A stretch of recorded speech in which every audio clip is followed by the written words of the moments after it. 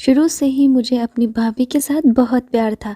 भाभी जवानी में ही विधवा हो गई थी, इसीलिए माँ बाप ने उन्हें ऊपर वाला कमरा रहने के लिए दे दिया, जो बिल्कुल मेरे पास था। एक दिन मैं बाथरूम में था और पानी नहीं आ रहा था, इसीलिए मैंने सोचा कि भाभी के बाथरूम में जाकर नहा लूँ। जैसे ही मैं भाभी के कमरे के पहुँचा, भाभी अपने बिस्तर को ठीक कर रही थी। मैंने उनसे कहा कि क्या मैं आपके बाथरूम में नहा सकता हूँ? तो उन्होंने हंसते हुए कहा, इसमें पूछने वाली कौन सी बात है। मैं बाथरूम में गया, मगर अंदर से दरवाज़ा बंद नहीं हो रहा था, शायद ख़राब था। मैंने वही दरवाज़ा बंद कर लिया और नहाने लगा। मुझे चिंता हो रही थी कहीं भाभी मुझे ना देख ले। जब मैं फर्श पर देखा तो वहाँ भाभी के कपड़े पड़े थे। उन्हें हाथ में लेकर देखा तो मुझे अजीब सी मस्ती महसूस होने लगी। जैसे ही मैं बाहर आया तो मेरी भाभी सामने थी और मुझे देखकर मुस्कुराने लगी। उनकी उम्र ज़्यादा नहीं थी, लेकिन शादी के बाद उनका शरीर थोड़ा ज़्यादा भर गया था, जिससे वे और भी सुंदर लगने लगी थी। मैं जैसे ही बाहर आने लगा, भाभी ने मुझे आवाज़ देकर रोक लिया और बोली, मेरे कपड़ों को देखकर तुझे ऐसा क्या हो गया? उनकी बात सुनकर मेरे शरीर में आग लग गई। भाभी ने मुझे ये सब करते हुए देख लिया था। भाभी मुझे देखकर मुस्कुरा रही थी और उन्होंने मेरा हाथ पकड़कर अपने पास बैठा लिया और कहा, तुम मुझे अपना दोस्त ही समझो, इसमें डरने वाली कोई बात नहीं है। इस काम के लिए रात को मेरे कमरे में आ जाया कर, मैं तुझे सब बता दूंगी। अब मुझे रात का इंतज़ार था। जैसे ही रात हुई, मैं भाभी के कमरे में पहुंचा और देखकर हैरान रह गया।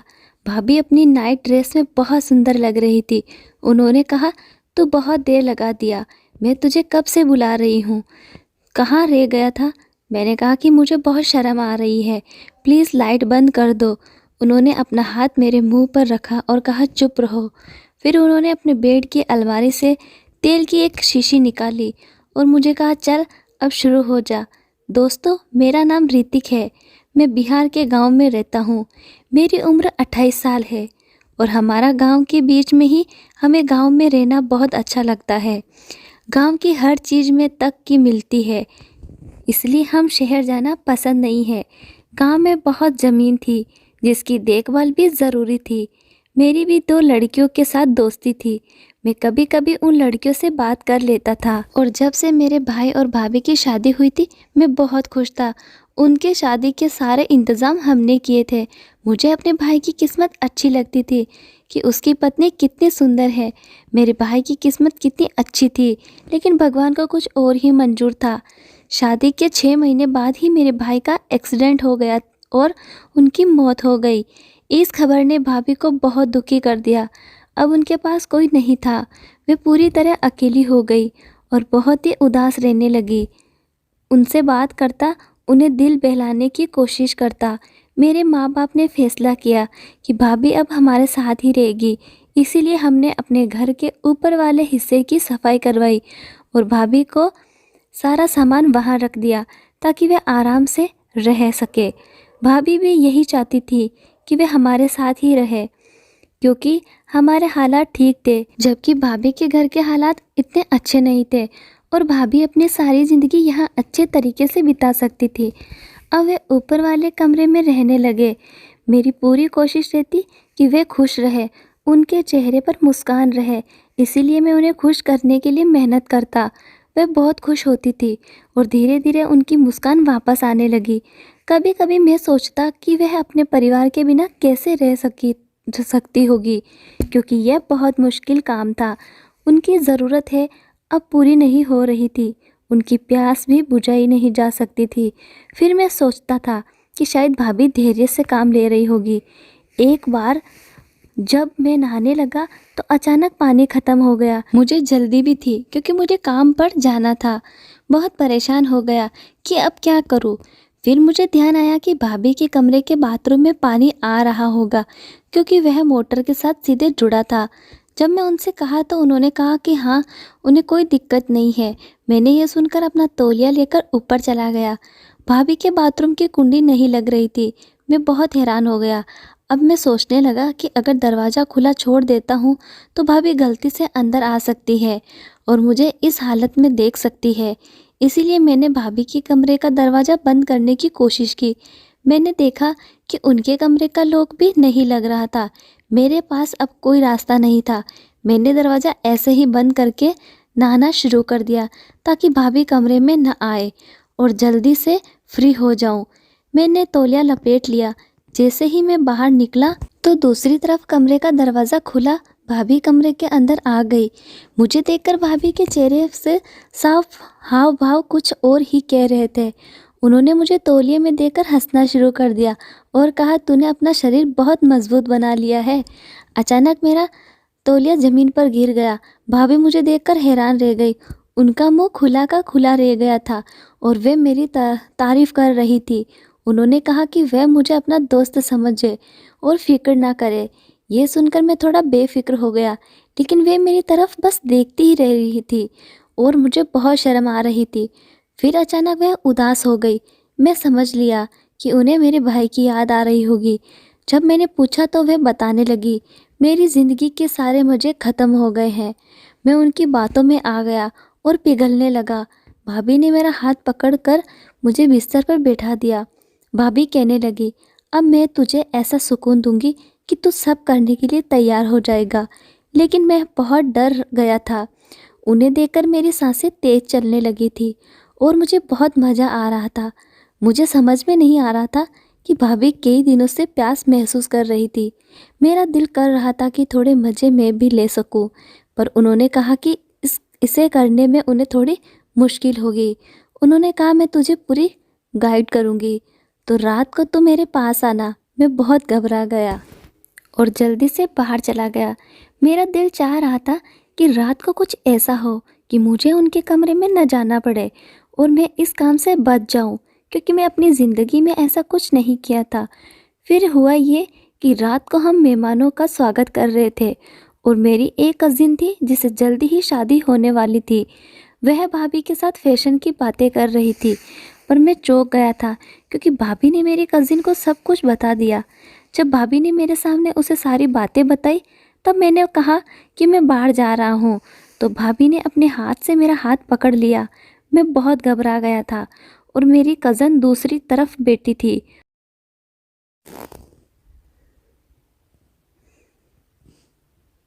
जो ये सब कुछ नहीं देख पाई।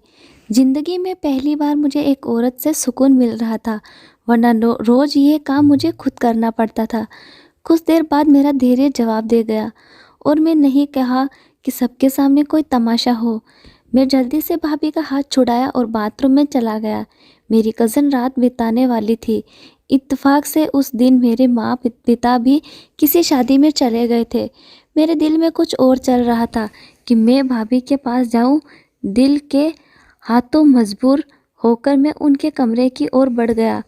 अंदर से उनकी आवाज़ में मेरे कानों में आ रही थी। भाभी मेरी कज़न से कह रही थी कि मेरी जवानी के दिन बेकार जा रहे हैं। मेरी किस्मत में ही ये लिखा था।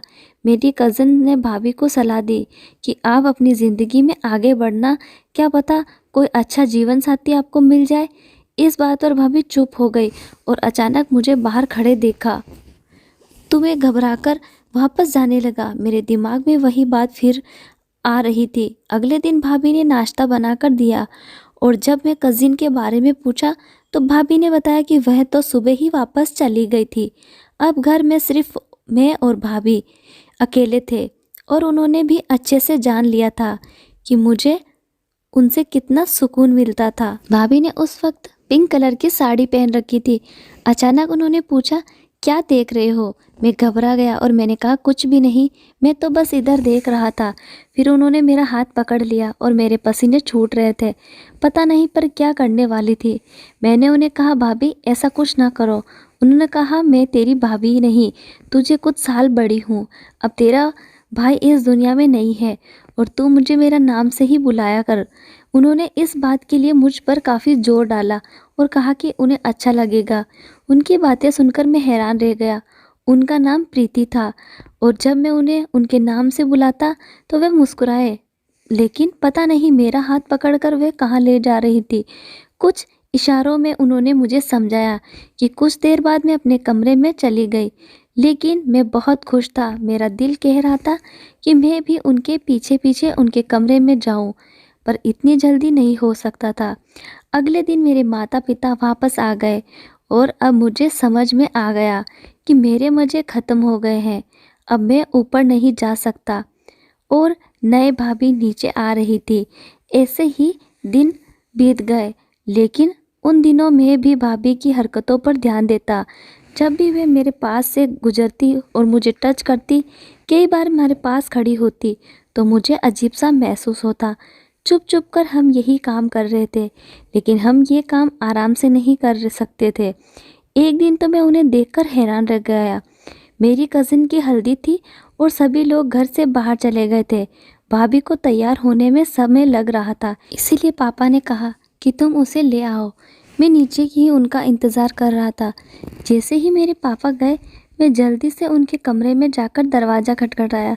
उन्होंने बहुत ही सुंदर ड्रेस पहनी हुई थी, जिसमें वे बहुत खूबसूरत लग रही थी। मैं उन्हें देखकर बस देखता ही रह गया। फिर मुझे उन्होंने कहा, ऋतिक, मुझे पता है तुम्हें कितना शौक्ड हो, जितना दिल चाहता है अपनी इच्छा पूरी कर लो। यह सुनकर मैं उनके प्यार में पड़ गया और थोड़ी देर बाद उनसे अलग हुआ तो उन्होंने कहा कि हम लेट हो रहे हैं। फिर वे फिर से फ्रेश होकर तैयार हो गई थी और मुझसे पूछने लगी कि वे कैसी लग रही है। मैंने कहा, भाभी आप हमेशा बहुत खूबसूरत लगती है। ऐसे ही हम फिर फंक्शन में चले गए और उसके बाद हम घर आ गए। वह अपने कमरे में चली गई, लेकिन मेरे दिमाग में वही सब कुछ घूम रहा था। मेरा दिल कर रहा था कि मैं सब कुछ कर लूं, लेकिन मुझे नहीं पता था कि भाभी क्या चाहती थी। शादी हो चुकी थी और मेरी कज़िन और उसका पति हनीमून पर चले जाने वाले थे, लेकिन उसके पति को ड्राइविंग करनी नहीं आती थी।